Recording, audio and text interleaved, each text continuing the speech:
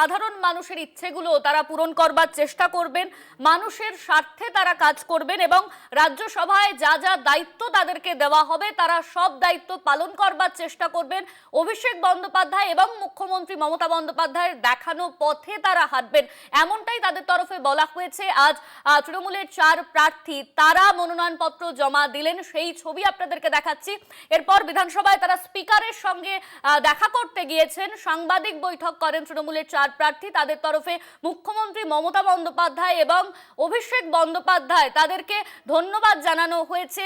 মুখ্যমন্ত্রী মমতা বন্দ্যোপাধ্যায় এবং অভিষেক বন্দ্যোপাধ্যায় যেভাবে তাদের পথ দেখাবেন সেভাবে তারা কাজ করবেন, এমনটাই তাদের তরফে বলা হয়েছে। আমাদের সঙ্গে সরাসরি বিধানসভা থেকে রয়েছেন আমাদের বিশেষ প্রতিনিধি দেবজ্যোতি ঘোষ। দেবজ্যোতি, ইতিমধ্যেই আমরা দেবাশিস সেনগুপ্ত রয়েছে আমাদের সঙ্গে সরাসরি বিধানসভা থেকে। দেবাশিস, ইতিমধ্যেই আমরা দেখলাম যে তৃণমূলের 4 প্রার্থী তারা মনোনয়নপত্র জমা দিলেন, তাদের তরফে কি বলা হচ্ছে? দেখো, প্রথমে জানিয়ে রাখি যে তৃণমূল কংগ্রেসের 4 জন যিনি রাজ্যসভার মনোনয়ন জমা দিয়েছেন, তার মধ্যে রয়েছেন কলকাতা পুলিশের রাজ্য পুলিশের প্রাক্তন মহানির্দেশক রাজীব কুমার, তিনি জমা দিয়েছেন মনোনয়নপত্র, দিয়েছেন অভিনেত্রী সেখানে কোয়েল মল্লিক, তিনি জমা দিয়েছেন, পাশাপাশি মেনকা গুরুস্বামী তিনি জমা দিয়েছেন, এবং এর পাশাপাশি বাবুল সুপ্রিয়া রাজ্যের প্রাক্তন রাজ্যের মন্ত্রী তিনি জমা দিয়েছেন তাদের মনোনয়ন। এবং দিয়ে তারা যে কথাটা বলেছেন, মুখ্যমন্ত্রী মমতা বন্দ্যোপাধ্যায় এবং অভিষেক বন্দ্যোপাধ্যায় যেভাবে তাদেরকে নির্দেশনা দেবেন সেদিকেই তারা এগিয়ে তারা কাজ করবেন, সেভাবেই কাজ করবেন। এবং তারা দুজন সবাই কিন্তু মমতা বন্দ্যোপাধ্যায় এবং অভিষেক বন্দ্যোপাধ্যায়কে ধন্যবাদ জানিয়েছেন তাদের মনোনীত করার জন্য, তাদের কাজ করার এই সুযোগ দেওয়ার জন্য। এবং কোয়েল মল্লিক যেটা বলেছেন, মানুষের প্রত্যেকটি মানুষের কাছ থেকে আশীর্বাদ চাই, মানুষের সেবা করার জন্য এসেছি,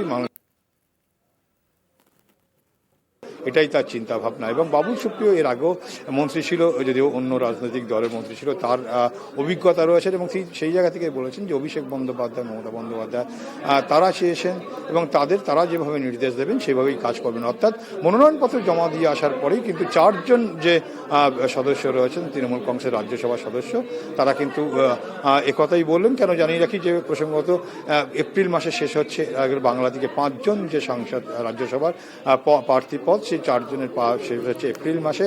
আর সেই জায়গায় তৃণমূল কংগ্রেস কিন্তু 4 জনকে তাদের মনোনয়ন দিয়েছে। এবং গতবারে এই কেন্দ্রীয় রাজ্যসভার প্রার্থী ছিল সিপিআইএম এর বিকাশ রঞ্জন ভট্টাচার্য, কিন্তু তার যেহেতু তৃণমূল এই মুহূর্তে সিপিএম এর সেখানে শক্তি নেই, সেই জায়গায় দাঁড়িয়ে দ্বিতীয় অপশন হিসেবে কিন্তু এখানটায় রয়েছে রাহুল সিনহা। বিজেপির পক্ষ থেকে কিন্তু রাহুল সিনহাকে মনোনয়ন দেওয়া হয়েছে। অর্থাৎ টেকনিক্যাল যদি কোনো রকম ভুল না থাকে বা কোনো না হয়, তাহলে এই 5 জন অর্থাৎ তৃণমূল কংগ্রেসের 4 জন এবং রাহুল সিনহা কিছুক্ষণ পরেই আসবেন, তিনি তার মনোনয়ন দেবেন বিধানসভা সচিবালয়ে। এবং এই 5 জনই কিন্তু আগামী দিনে পশ্চিমবাংলা থেকে রাজ্যসভার প্রার্থী হিসেবে তারা কিন্তু সংসদে যাবেন একদম নিশ্চিত। এবং বলা যেতেই পারে, যদি কোনো রকম আবারও জানিয়ে রাখি মনোনয়নপত্রে কোনো ত্রুটি না থাকে, তাহলে কিন্তু এই 5 জনই নিশ্চিত। এবং যেহেতু এখানে কিন্তু আর কোনো অতিরিক্ত প্রার্থী নেই, অর্থাৎ 16 তারিখে যে নির্বাচন হবে রাজ্যসভা সারা দেশ জুড়ে, আর সেক্ষেত্রে যেহেতু এখানে কোনো অন্য অতিরিক্ত প্রার্থী নেই, বলা যেতে পারে এই 5 জনই নিশ্চিত রয়েছে। এবং তৃণমূল কংগ্রেসের 4 প্রার্থী বিধানসভায় সচিবালয় সেখানে গিয়ে সচিবের হাতে তাদের মনোনয়নপত্র জমা দিয়েছেন। জমা দেওয়ার পরেই এসে তারা কিন্তু মমতা বন্দ্যোপাধ্যায় এবং পাশাপাশি দলের সর্বভারতীয় সাধারণ সম্পাদক অভিষেক বন্দ্যোপাধ্যায়কে ধন্যবাদ জানিয়েছেন যে তাদেরকে মনোনয়ন দেওয়ার জন্য এবং তাদের হয়ে কাজ করার সুযোগ দেওয়ার জন্য, এবং আগামী দিনে মানুষের জন্য কাজ করবেন, এমনটাই কিন্তু তারা স্পষ্টভাবে জানিয়েছেন। এবং কোয়েল মল্লিক প্রত্যেকের কাছে আশীর্বাদ চেয়েছেন এবং সেই আশীর্বাদ নিয়ে মানুষ ভালো করার জন্য, মানুষের কাজ করার জন্য এগিয়ে যাবেন, এমনটাই কিন্তু আশ্বাস দিয়েছেন এবং তার বক্তব্যের মধ্যে উঠে এসছে। ধন্যবাদ তোমায় দেবাশিস। আমাদের সঙ্গে সরাসরি বিধানসভা থেকে ছিলেন আমাদের প্রতিনিধি দেবাশিস সেনগুপ্ত। আপনাদেরকে দেখালাম সেই ছবি। ইতিমধ্যেই তৃণমূলের 4 প্রার্থী তারা মনোনয়নপত্র জমা দিলেন, আর কিছুক্ষণের মধ্যে বিজেপির তরফে রাহুল সিনহা তিনি এসে উপস্থিত হবেন। এখনো পর্যন্ত তিনি এসে পৌঁছননি। কোয়েল মল্লিক তিনি সকলকে ধন্যবাদ জানিয়েছেন, তার সঙ্গে তিনি বলেছেন যে মানুষের হয়ে তিনি কাজ করবেন।